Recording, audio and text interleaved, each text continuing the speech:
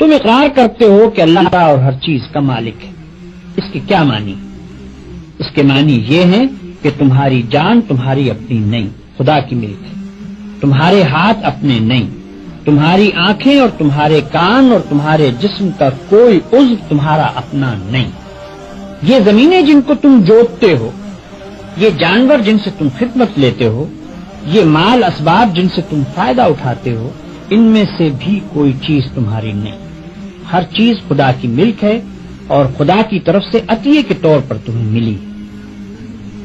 اس بات کا اقرار کرنے کے بعد تمہیں یہ کہنے کا کیا حق ہے کہ جان میری ہے، جسم میرا ہے، مال میرا ہے اور فلاں چیز میری ہے؟ دوسرے کو مالک کہنا اور پھر اس کی چیز کو اپنی قرار دینا بالکل ایک لغو بات ہے. اگر در حقیقت یہ بات سچے دل سے مانتے ہو کہ ان سب چیزوں کا مالک خدا ہی ہے تو اس سے دو باتیں خود بخود تم پر لازم ہو جاتی ہیں.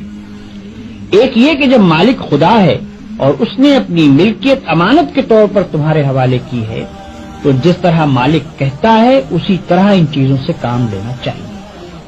اس کی مرضی کے خلاف ان سے کام لیتے ہو تو دھوکہ بازی کرتے ہو. تم اپنے ان ہاتھوں اور پاؤں کو بھی اس کی پسند کے خلاف ہلانے کا حق نہیں رکھتے. تم ان آنکھوں سے بھی اس کی مرضی کے خلاف دیکھنے کا کام نہیں لے سکتے.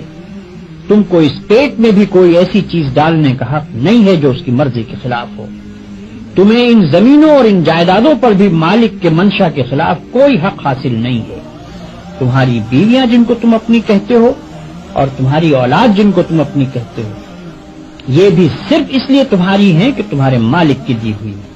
لہذا تم کو ان سے بھی اپنی خواہش کے مطابق نہیں بلکہ مالک کے حکم کے مطابق ہی برتاؤ کرنا چاہیے. اگر اس کے خلاف کرو گے تو تمہاری حیثیت غاصب کی ہوگی. جس طرح دوسرے کی زمین پر قبضہ کرنے والے کو تم کہتے ہو کہ وہ بے ایمان ہے، اسی طرح اگر خدا کی دی ہوئی چیزوں کو تم اپنا سمجھ کر اپنی مرضی کے مطابق استعمال کرو گے یا خدا کے سوا کسی اور کی مرضی کے مطابق ان سے کام لوگے تو وہی بے ایمانی کا الزام تم پر بھی آئے گا. اگر مالک کی مرضی کے مطابق کام کرنے میں کوئی نقصان ہوتا ہے تو ہوا کرے.